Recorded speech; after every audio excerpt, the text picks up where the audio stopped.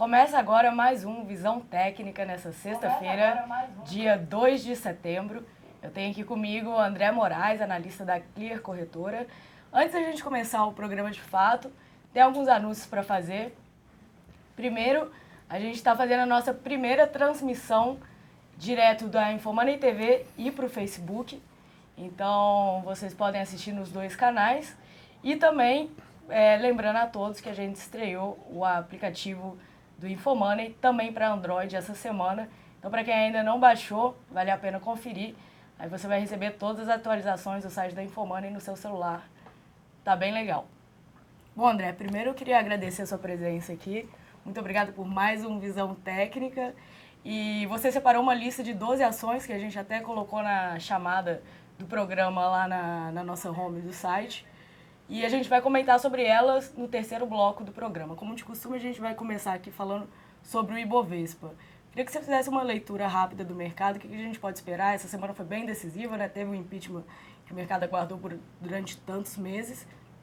Saiu agora, o que a gente pode ver daqui para frente? Primeiro até falar um pouco de alguma coisa fora o gráfico, né? O impeachment era uma coisa que a gente entendia que já estava completamente precificado e pelo jeito já estava mesmo. Tanto é que a partir do momento que foi confirmado o impeachment, a bolsa ao invés de subir caiu, né? Isso ontem, né? Hoje subiu, mas por outro motivo, tudo a ver com os números que saíram nos Estados Unidos que deixaram o aumento da taxa de juros mais longe. Isso é muito bom para os países emergentes e o Brasil, portanto, se beneficiou, né? Mas eu acho que o que vai fazer o mercado subir ou cair a partir de agora são as variáveis ligadas à equipe econômica, ou seja, se a equipe econômica vai ter realmente a capacidade de aprovar as medidas que o mercado acha que são essenciais para que a economia, enfim, engate uma quinta marcha de novo e volte a crescer, né?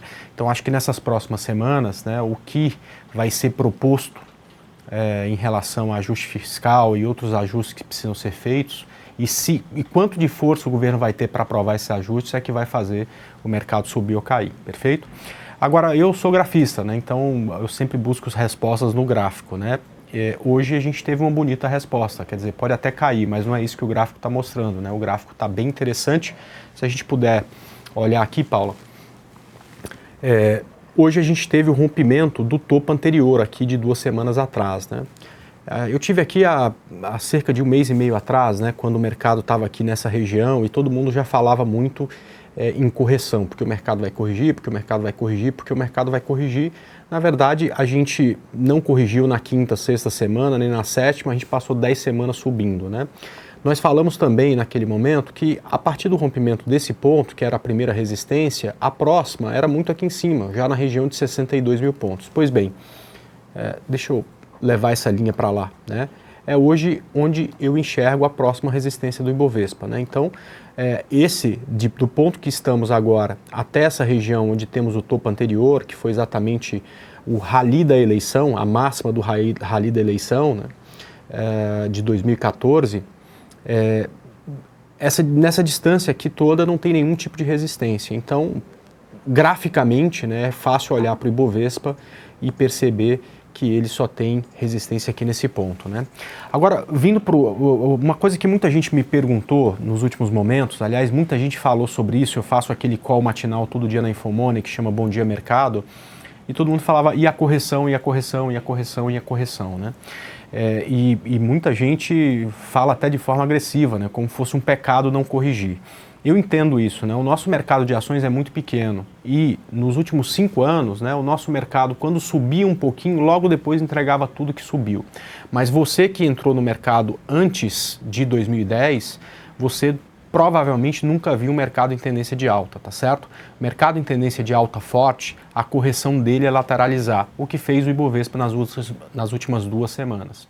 É claro que ninguém no mundo pode dizer se vai vir no mercado de alta ou não, mas tem toda a cara que é realmente um mercado de alta, como aquele que a gente viveu nos períodos entre 2002 e 2008, e, portanto, as correções, quando acontece, o mercado fica na lateral, como aconteceu aqui no gráfico diário, perfeito?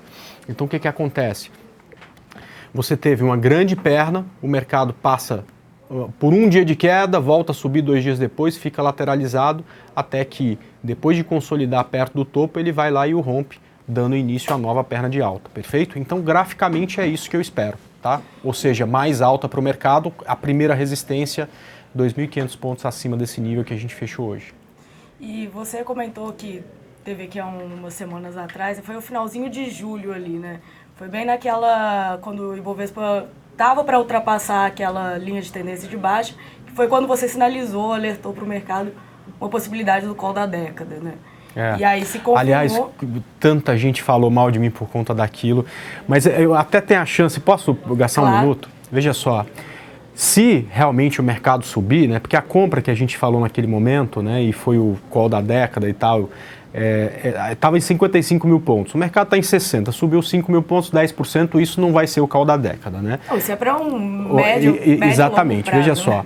De 2010 até 2016, o mercado só caiu, ou seja, não teve nenhum call, né, não teve nenhuma compra até agora que tivesse um apoio de um tempo gráfico maior como o gráfico semanal. Então, e nem acredito que se essa operação, se essa perna falhar, nós teremos nessa década outra oportunidade. Então, essa é exatamente, no meu modo de ver, a chance da década do mercado fazer 100% de variação, talvez em um ou 2 anos, e a gente conseguir realmente um bom retorno para o investimento em renda variável, coisa que é muito difícil fazer quando o mercado está em tendência lateral ou de queda, como foi nos últimos 5 anos. Então eu realmente acredito. Mas na análise técnica, você tem sempre que ter fé cega na tua análise, ou seja, bateu no ponto, quer dizer, rompeu 55 mil, vamos comprar. E colocar o stop no fundo, porque se a gente estiver errado, a gente admite, ó, estou errado, preciso sair dessa operação perdendo o mínimo possível, porque aquilo que eu acreditava não aconteceu. Bom, tá indo, já tem 5 mil pontos aí, vamos ver se sobe mais uns 50.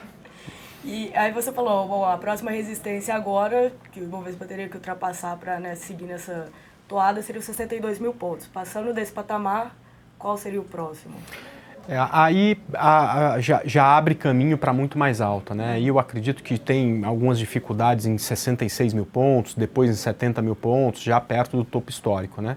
Mas eu gosto de viver um dia de cada vez. Eu acho que vamos focar na próxima batalha, né? Então a batalha é fazer boas operações e boas escolhas de papéis para que, se o mercado realmente for aos 62 mil pontos, a gente já possa ali sair de algumas operações, subir stops de outras, tá certo? E aí, a partir desse rompimento, a gente começa a dar atenção e começa a estudar outros pontos que podem impactar o mercado. Ô, André, e já aproveitando, você tem um curso que está para fechar o carrinho agora, né? Hoje, por sinal. Meia-noite. A gente está até anunciando. E nesse curso você vai falar um pouco dessas estratégias. Mas é um curso focado em day trade, né? Que são operações que começam e finalizam no mesmo dia, né? O day trade é um mercado bem mais complexo do que esse aqui que a gente está falando, de operações mais longas.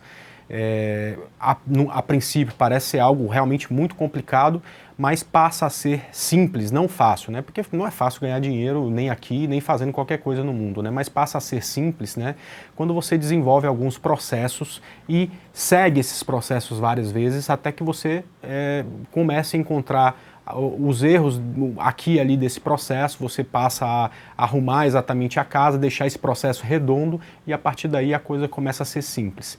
Para muita gente que é médico, engenheiro, advogado e não vai largar o trabalho para fazer operação de especulação no mercado, é um mercado que nem vale, né? Mas para quem tem tempo, para quem quer realmente ser trader, né, é um mercado muito interessante, porque além dessas operações mais longas, você pode durante o dia tentar especular sobre pequenas variações, o que para muita gente acaba virando uma profissão, né? Então a gente vai falar um curso falando de estratégias, né, de análise técnica, de pontos de compra, de stop, enfim, mas também de outros pilares que eu acho que são fundamentais para que você tenha sucesso, que é a questão de saber perder, onde colocar um stop, de saber o quanto você tem que ganhar em cada operação, de entender que a parte emocional equilibrada é algo que faz a diferença no final das contas, de saber também, de conhecer o mercado, né? Então, por exemplo, às vezes a gente fala assim... Hoje o dia, por exemplo, deve ter sido bem interessante. Então, o day trade foi muitíssimo interessante, né? Eu não sei se tem alguém que está na Infomone que estava com a gente lá na sala de análises, né?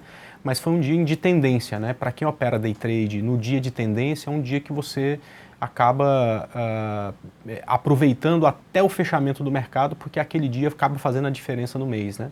Mas, por exemplo, hoje, quando a gente fala de conhecer o mercado, a gente tinha um payroll a partir das 9h30, então a gente sabia que a grande volatilidade estava ali. Então, conhecer o mercado é saber exatamente, exato, é saber exatamente o que é importante no dia a dia do mercado, o que tem de notícia importante para a gente saber pelo menos o horário, para a gente se preparar para olhar para o gráfico e tal. Então, o curso aborda tudo isso, tá? Bom, vamos passar então, voltar para os gráficos, falar um pouco de dólar agora? Vamos lá. Você sabe que o dólar está... da última vez que eu tive aqui, o primeiro comentário do dólar é isso aqui está falando que vai cair um pouco mais, mas o dólar não cai de jeito nenhum, né? Ele estava mais ou menos por aqui, né? Enfim, caiu mais um tanto, né? E agora deu uma recuperada. Eu estou gostando dessa recuperada no dólar, Paula. E eu acredito que é o seguinte, eu gosto muito nos meus estudos de traçar linhas de tendência, né?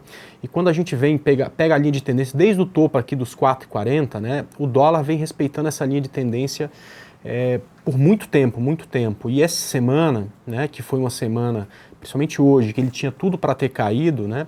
Ele acabou se segurando, né? Porque com o aumento da taxa de juros mais longe da fora, é natural que o dólar caia. Ele até teve uma queda inicial muito forte, mas se recuperou. Então, eu estou vislumbrando aqui uma possibilidade de mudança de tendência no dólar e pensaria numa compra a partir do rompimento desse topinho intermediário aqui, tá? Então, acredito que se esse topo for rompido, né, ó, 3,333, até um número interessante, né?